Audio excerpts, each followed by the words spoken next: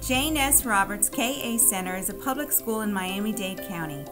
Our playground was built about 20 years ago and is in need of a major makeover. We need a new playground!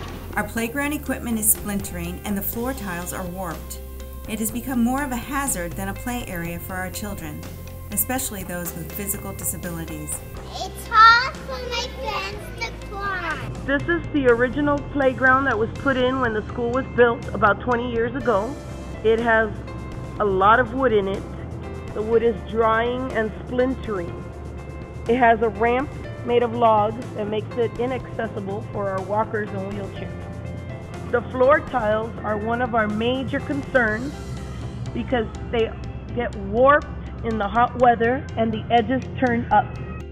We need a playground where all of our children are safe to run, jump, and play.